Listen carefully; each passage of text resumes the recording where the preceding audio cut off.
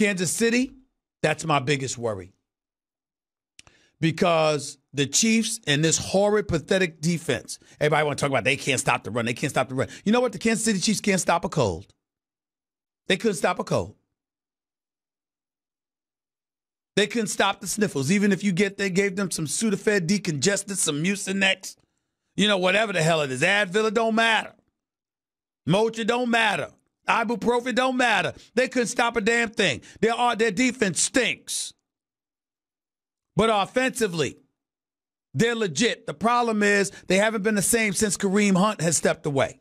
And so it's going to be really interesting to see what transpires in that regard, because I'm looking at the Kansas City Chiefs and I'm looking at this kid, Patrick Mahomes, and obviously he's my league MVP. Once upon a time, I thought it was Drew Brees. But Drew Brees, after that beatdown at the hands of Dallas, hasn't been the same, at least until the last week of the season. Actually, he didn't play the last week of the season, so I apologize about that.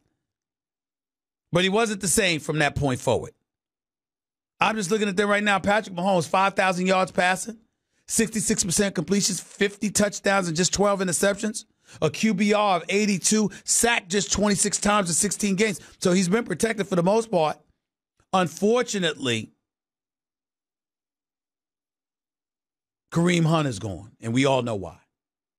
And so as a result of that, Damian Williams, Spencer Ware filled in. Damian Williams is filled in nice, averaging better than 5 yards a carry. I think the Chiefs have to run the football effectively. I think they got to work to keep the ball out of Andrew Luck's hands. I think that they need to put up points. The Chiefs will need to score at least 35 to win this game. I'm going to pick them to do it, but with strong trepidation. If there's a team that's a road team that could easily win this week, it is the Indianapolis Colts, because Andrew Luck, Marlon Mack, T.Y. Hilton, and those boys are big time. And Eric Ebron was the biggest pickup in the offseason, some could argue. And getting back to the NFC, look, my apologies to the Philadelphia Eagles for not giving them any chance against Chicago. I thought the weather was going to be atrocious, and as a result, that defense in that city with the talent that they had in the running game, I never trusted Trubisky, but I thought, hey, the Eagles probably with Nick Foles would lose this game. They proved me wrong. That defense showed up. I never dreamed that their defense would look that good. Props to the Eagles, but it ends now. It's been a nice run. Want to congratulate Nick Foles. I mean, I'm not going to sit up there and just fawn all over him the way some of y'all do. I mean, the way they talked about Nick Foles, married man, a beautiful father and kids, and worships the Lord so religiously and blah, blah, blah. I mean, you got the impression that, he touched you on your shoulders and you too could be healed. I mean, people was treating him like the second coming. You got to be kidding me. Nick Foles, a Super Bowl champion, Super Bowl MVP, deserves our respect. I think he should be a starting quarterback in this league. I don't think he's better than Carson Wentz. I don't think he did anything last week against Chicago that Carson Wentz would not have done. But it ends now. It doesn't matter. Now you get ready to go up against the Saints in the Superdome in New Orleans. Now, you're not going to get blown out 48-7 like last time. But this is a different animal altogether. I could see this game ending like 38-20, 38-21 in favor of New Orleans. It ain't going to be quite the 48-7 blowout that you witnessed a few weeks back, but I can't see the Eagles winning this game. I'd be shocked. Wouldn't that be something, though, if the Eagles and the Cowboys won and then the NFC Championship game was back in Dallas with Philadelphia visiting them? That would be something to behold. But I don't think it's coming to that. At least one of these teams are going to lose, and I'm pretty sure it's going to be Philadelphia. So I just thought I needed to say that. 888-SAY-ESPN. It's 888-729-3776. One other item I wanted to get into, because I get annoyed at some of these things. The Antonio Brown saga in Pittsburgh. We know the story. Bolted out of practice last week of the season for their game against Cincinnati. Said, I'm out of here. Couldn't be reached by the coaches for a day or two. Was told that he would not play Sunday's game against the Cincinnati Bengals in the season finale because he hadn't shown up for final walkthroughs or anything like that. And showed up at the game in a fur coat, not team attire or anything like that, a fur coat or whatever the case may be. And, you know, he's been a headache and, not the ideal team player, all this other stuff they've been saying about Antonio Brown. And you have to be a fool not to recognize that it really comes down to his relationship with Big Ben Roethlisberger. He doesn't feel he has much of one. But having said all of that, when the Steelers president, Art Rooney II, comes out and says it's hard to envision that Antonio Brown will be with the team next season, he said just letting him go is off. That's not going to happen. But trading him certainly is an option or whatever. I find this appalling. Ladies and gentlemen, production matters. For the last 6 years, Antonio Brown has had a minimum of 101 receptions a season. He's had a minimum of either 1237 or 1287. I forgot what the number was. But he's got one or the other when it comes to his level of production per season in a Pittsburgh Steelers uniform. Antonio Brown is arguably the greatest receiver in the game today. Without question. He's had a minimum of 1,284 yards over the last 6 seasons. 1,499 in 2013, 1,698 in 2014, 1,834 in 2015, 1,284 in 2016, 1,533 in 2017, 1,297 in 2018.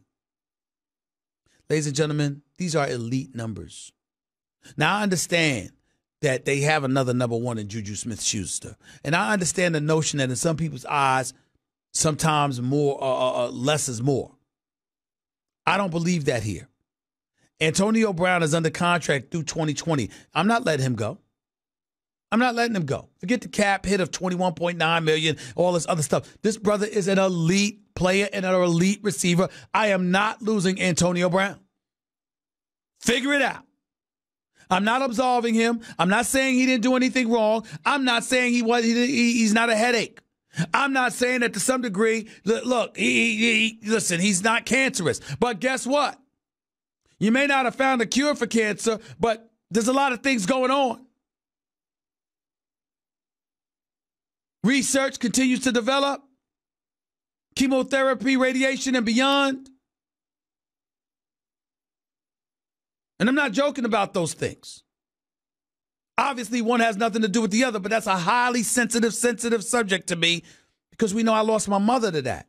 God rest her wonderful soul. What I am saying is let's be clear about something. This notion that because somebody is a headache, get rid of them. I'm saying when you're that elite, figure it out. Let me tell you something that Antonio Brown don't want to do. Antonio Brown does not want to sit home. He ain't going to sit home and miss out on his money. He's going to play. And if he's going to play, he's going to want to be elite because he's not going to want his cachet to fall off. He's universally recognized as one of the elite players at wide receiver in this game. He's universally recognized as one of the hardest workers. Figure it out. He ain't getting along with Ben Roethlisberger. Make them get along. He's not listening to authoritative figures. Make it in his best interest to do that. He does not have to smile in your face, have Thanksgiving dinner with you, go shop Christmas gifts for Christmas gifts with you, and all of that other stuff. He just has to play. This notion that everybody's got to be best friends and get along in order to produce results is nonsense. He's Antonio Brown. Now, I'm not saying you don't trade it for nothing, mind you. I mean, if somebody knocks on the Steelers' door tomorrow and offers them 3 or 4 first-round picks, or the Atlanta Falcons call with 2 first-round picks and Julio Jones, or if the Giants called and said, we'll give you Odell Beckham Jr. for Antonio Brown and a first-round pick or something, I can understand you listening to that. But short of the spectacular offer, there is nothing to talk about. He's Antonio Brown. He's freaking Antonio Brown. Figure it out. That was Straight Talk Wireless, nationwide coverage on America's largest and most dependable 4G LTE networks. By the way, gentlemen, stop lounging around. Be active. Take your girl out. Go to a game or a concert. Get tickets to something. Plus, the playoffs are upon us, and the time is now to jump on those tickets. For all your ticket needs, look no further than Vivid Seats, the official ticket partner of ESPN. Go to vividseats.com and enter promo code ESPN to get 10% off your first order, please. Get out. Go have an experience, fellas. Get to the game and use what I use. That's Vivid Seats.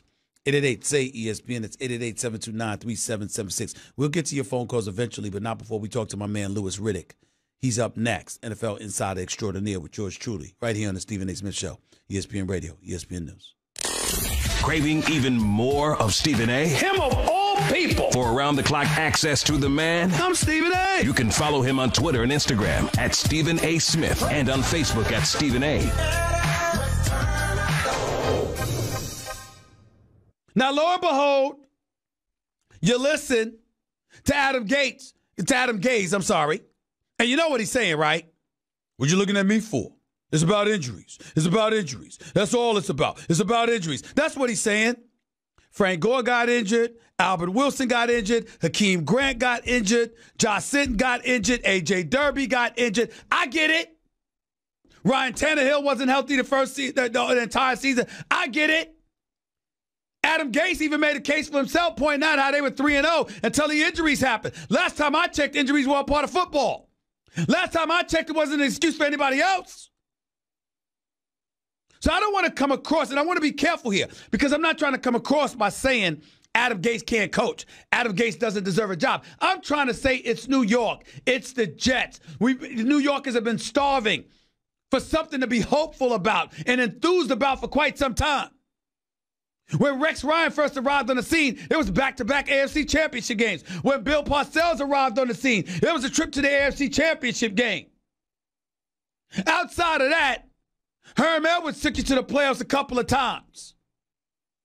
But you knew they weren't going to do anything.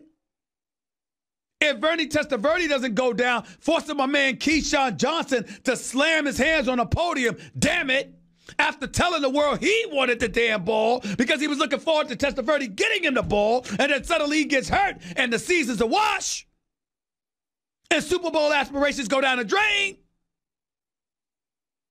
I mean, last time I checked, injuries are always a part of it. So what you do is you have a guy here that you have now brought in who has said, look, if it wasn't for injuries, I'd have been fine. The problem is injuries happen every week in the NFL. So if that's what he's saying, what hope is there? That the Jets go get on the field and suddenly they ain't gonna have any injuries? This is the reason that New York Jets fans should be excited. Really? Really? I mean, this is unbelievable.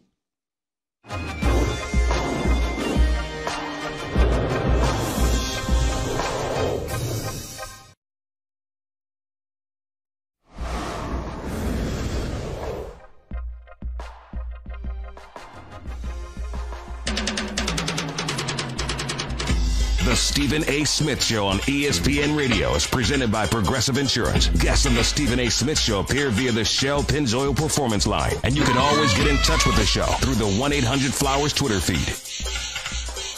And tough and all that stuff. You can dance and prance till you huff and puff. There's just no way you can get enough of me. Yo, Mr. Big Stuff.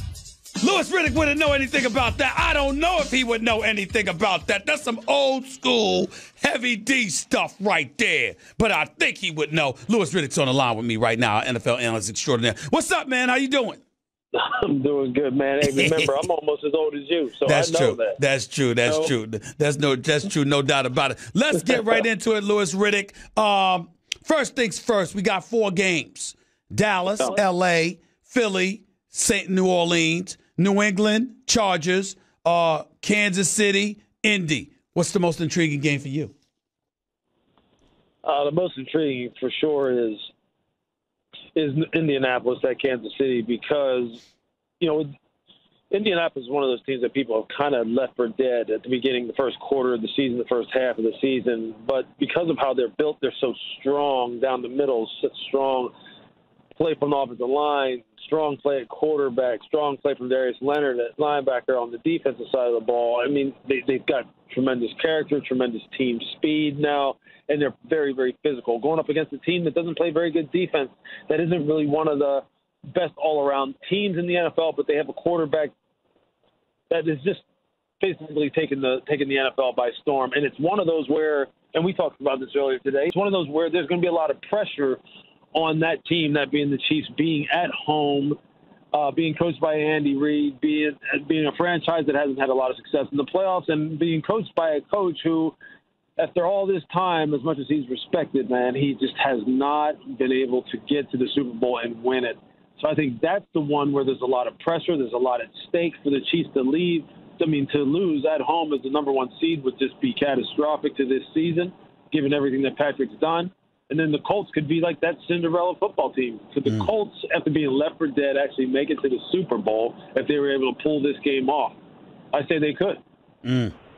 Louis Riddick right here with Stephen A., ESPN Radio. By the way, ESPN Radio is presented by Progressive Insurance, protecting commercial vehicles and offering specialized coverages designed to protect your business. More at ProgressiveCommercial.com. Louis, when you talk about the Indianapolis Colts, I see that offensive line and the manner in which they protect Andrew Luck, and I think I think these boys are monsters. They are no joke. I'll tell you somebody else that I think needs to be protected this weekend. I think it's Jared Goff. I mean, when you got DeMarcus Lawrence and the crew scheduled to come after him, this is in Los Angeles. They don't have home field advantage, even though the game is in L.A., because Dallas Cowboy fans travel. And if there was ever a place to travel with no problem, it would be Southern California. You know, everybody's looking to go out there. What are your thoughts about that game?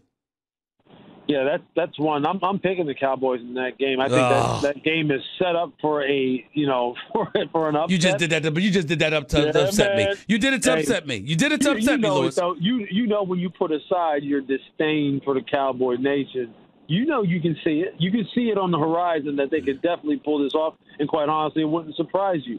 Why? Because defensively they play a high pressure, high intensity style defense, and by that I mean they're up in your face, man. This team does not back off of you at all. They run to the ball as hard and as fast in unison as any defense in the NFL. That's the way Chris Richard demands it. That's the way Rod Marinelli demands it. And some of the matchups on the front seven really favor them when you're talking about Dallas' defense versus the Rams' offense.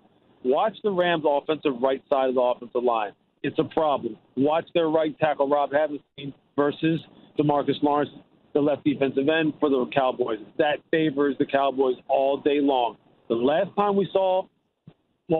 of the last times that we saw Jared Goff play, and you know how much I respect him, how much I respect Sean McVay. Right. His eyes were as wide as UFOs looking at the Philadelphia Eagles front seven led by Fletcher Cox and Michael Bennett come after him and get pressure off of that right side. Fletcher tore them apart. Michael Bennett tore them apart, and Jared had no time, looked totally rattled, unnerved, and I'm telling you, I would not be shocked to see the same thing happen in this game. So what do you expect more? For Jared Goff not to show up, or for Dak Prescott, along with Jason Garrett and Scott Linehan, to have some problems? Interesting. I would expect Jared to have a tougher time because of the style of defense that Dallas plays. Aaron's going to lay hands on Dak at some point, Aaron Donald. He'll get him at some point. But I think overall, that defense for the Rams is just so unpredictable in terms of how hard and how consistent they play. They just are. And I think the best way to treat a defense like that and make sure you put them on their heels is to go downhill right at them and continue to pound them, and then take opportunistic shots over the top. That's how every team has frustrated and gotten after this defense, and that's how Dallas can play. So if they stay true to their identity, that being Dallas's offense, being a run-first offense, play-action pass, use Dak on the zone read now and then, make sure the threat of him being a runner is something that the Rams don't forget, particularly down in the red area, this is going to be a problematic game for the Rams. So how much of a chance, considering that, and I know that you picked the Cowboys. Let's go to the Eagles and the Saints, because how much of a chance are you giving the reigning defending Super Bowl champions to go into New Orleans and pull off that upset? I'm going to give them a chance simply because their DNA, which is something I believe in with all sports teams, is that of a champion. They know that everyone is counting them out. They know that people like myself poke holes in their team and say that the secondary is suspect, regardless of the fact that they're playing better right now than they have in the first 3 quarters of the season. They know that I'm saying that they don't have a real strong, consistent running game. They do it by committee. They know that I say that even at linebacker, they don't have the star power some other teams have, but still they play great team complementary football. So I always give them a shot. The problem is you're coming into the home of a Saints team that is well-rested, a fan base that is anxious to get out there and party like no other fan base can in terms of how they celebrate a football game. Mm-hmm. You're talking about one of the greatest quarterbacks of all time in Drew Brees, one of the great play callers of all time in Sean Payton, 2 of the best running backs in the NFL that complement each other perfectly, one of the best offensive lines in the league, period, in the Saints offensive line, and a defense for the Saints that's been basically carrying this football team for the better part of the past month as the offense has started to struggle. Real quick answer from you. What are your expectations of Patrick Mahomes in this game? This is his first-year quarterback in this team. What do you expect from him, his first playoff game? I expect Pat to play like he's always played. He's never let that team down as far as being able or producing spectacular plays and giving them a chance to win. I expect no different from that. Louis Riddick right here with Stephen A., ESPN Radio, ESPN News. Last question for you, or actually second to last question. Your thoughts about the Antonio Brown situation in Pittsburgh. I know you're familiar with what's going on. Sure. Yeah, I mean, it's just one of those where obviously ownership has sent a clear message as to where they stand as far as how they feel he's conducted himself and what they feel is best for their football team going forward. When ownership comes out and talks, it's pretty much a done deal. Pittsburgh Steelers ownership is not an ownership group or an ownership family that would put their foot in their mouth and kind of, reverse course and say, you know what, we changed our mind. They seem very deliberate and very precise in terms of their thinking. It's when they go public and start talking about something, and for them to say what they've said, as far as not being willing to just cut him, but they don't foresee any scenario where he'd be back on the football team. I think the writing's on the wall. Someone will get a great player, and Antonio Brown, no question about it. Last question to you, Louis Riddick. You obviously do an outstanding job for us. We're proud to have you here. And by the way, great job all year long on Monday Night Football as well. We appreciate it. But you're also somebody who's so cerebral and so thorough in your thinking that some would argue you should have been the general manager for the New York Giants instead of Gettleman. You've watched what's transpired over the last week or so. You see no minorities getting hired for head coaching positions, and you know the numbers. League 70% black in players, only 2 black head coaches, 1 black GM, no black owners, no black president of football operations, anything like that. Your thoughts real quick. Yeah, there aren't enough minority coaches in the pipeline, Stephen A., at the critical positions, those being quarterback coach, offensive coordinator, that team ownership is looking for right now to bring up to the head coaching level when they're looking to hire new people. There just aren't enough minorities in the pipeline. There just aren't. They're being directed to coach other positions, and that's a problem. That's why when minority coaches get fired, like they did in mass this year, there aren't enough candidates really in the pipeline at those positions that ownership is looking for. And look, I'm one of those who says this. Look, if you suck, you suck. If you're black, you're white, it doesn't matter to me. And I'll call it out both ways. So the guys who got fired, who are minorities, you deserve to get fired. Todd didn't get the job done. Marvin didn't get the job done. Hugh didn't get the job done. Steve Wilkes, that's a little bit debatable. But if you don't get the job done, then you're out. I don't care. And I'll hammer you just the same as I would any other coach. But there aren't enough people in the pipeline being groomed at the position groups that people look for, and you can't deny it. And anybody who tells you otherwise, you might want to look at them a little bit